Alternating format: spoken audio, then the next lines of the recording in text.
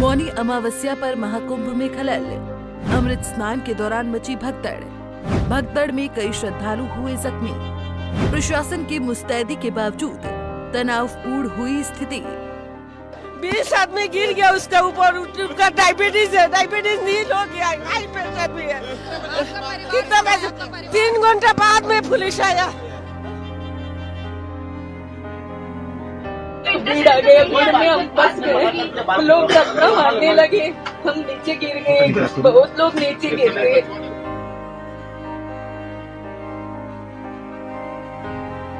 28 जनवरी 2025 देर रात करीब 1 से 2 बजे के आसपास का वक्त होगा, जब प्रयागराज में लगे महाकुंभ मेले में मौनी अमावस्या के लिए करोड़ों श्रद्धालुओं की भीड़ उमड़ पड़ी थी।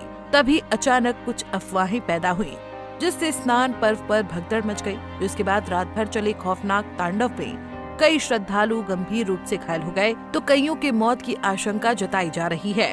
आपको बता दें कि जब भगदड़ मची तो हर तरफ चीख पुकार मच गई थी। लोग जान बचाने के लिए इधर उधर भाग रहे थे। पुलिस प्रशासन ने किसी तरह स्थिति पर नियंत्रण पाया, जिसके बाद घायलों को अस्पताल पहुंचाया गया। वहीं तस्वीरों में साफ देखा जा सकता है कि घटना के बाद का मंजर कितना दर्दनाक होगा। चारों तरफ श्रद्धालुओं का बिखरा सामान, जूते चप्पल और कपड़े तितर बितर पड़े हुए मिले।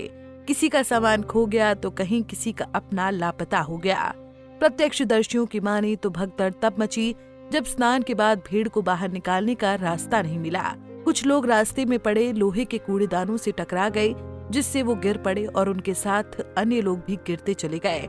तो वहीं अन्य श्रद्धालुओं का कहना है कि भीड़ में कुछ महिलाओं का दम घुटने लगा। इसके बाद वो एक दूसरे पर गिरने लगी। इसी वजह से बैरिकेडिंग टूटी और देखते ही देखते भगदड़ मच गई। 20 आदमी गिर गया उसके ऊपर, उसका डायबिटीज है, डायबिटीज नील हो गया, हाई प्रेशर भी है। कितना पैसा? 3 घंटे बाद में पुलिस आया। मेघालय से आया। हम रुका तो बाकी परिवार कहाँ गया? फोन रुके। कितने लोग तब गए थे?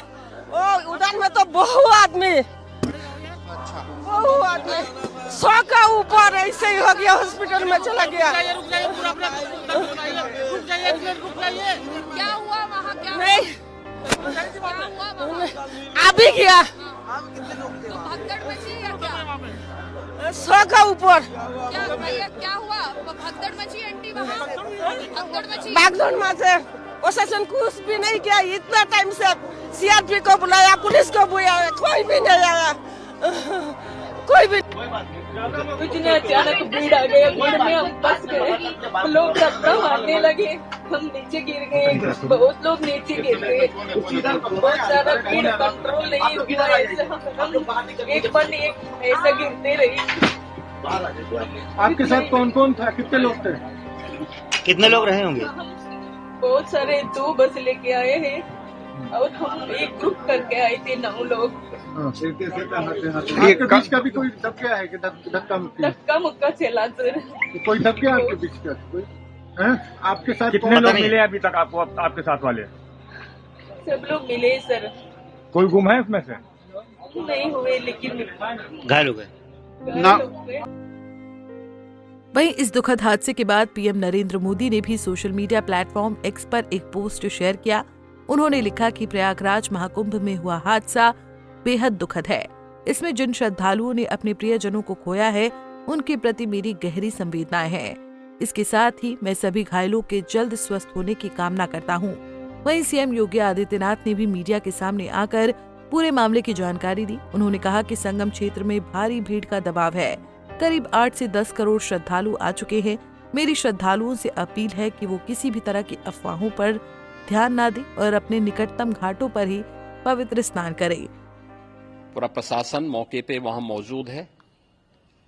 रात्रि को 1 से 2 बजे के बीच में अखाड़ा मार्ग पर, जहां पे अखाड़ों के अमृत स्नान के दृश्य से बैरिकेड्स भी किए गए थे, तो बैरिकेड्स को फांद करके आने में कुछ श्रद्धालु गंभीर रूप से घायल हुए हैं।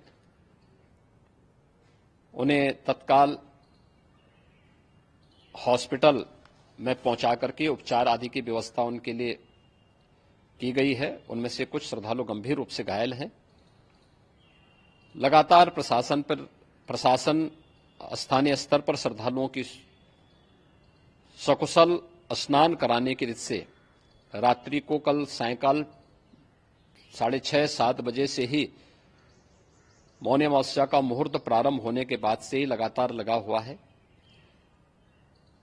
प्रयागराज में महाकुंभ में श्रद्धालु जनों के सकुशल स्नान करने,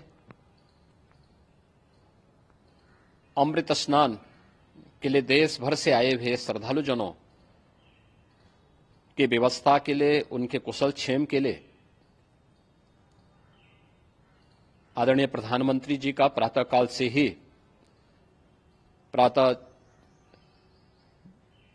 से ही उनके लगभग 4 बार प्रधानमंत्री जी ने हालचाल लिया है। इसमें हालात वर्तमान में नियंत्रण में हैं, लेकिन भीड़ का दबाव बहुत बना हुआ है। अखाड़ा परिषद से जुड़े हुए पदाधिकारियों के साथ मैंने स्वयं भी बातचीत की है। आचार्य महामंडलेश्वरों से भी, पूज्य संतों के साथ भी मेरी बातचीत हुई है और पूज्य संतों ने बड़ी ही विनम्रता के साथ इस बात को कहा है कि नहीं, श्रद्धालु जन पहले स्नान करेंगे और फिर जब उनका दबाव कुछ कम होगा और वे सकुशल वहां से निकल जाएंगे, तब हम लोग स्नान करने के लिए संगम की तरफ जाएंगे। अभी पहले श्रद्धालु जनों को, चूंकि देश भर से आए हैं, तो इसके लिए उन्हें सभी अखाड़े इसके लिए सहमत हैं और सभी लोग इस व्यवस्था के साथ जुड़े हुए हैं। उनकी सेवा के लिए पूरी तत्परता के साथ लगा हुआ है। केंद्र और राज्य सरकार पूरी मजबूती के साथ वहां पर हर प्रकार का सहयोग करने के लिए तत्पर है, लेकिन कोई किसी अफवाह पे ध्यान न दे।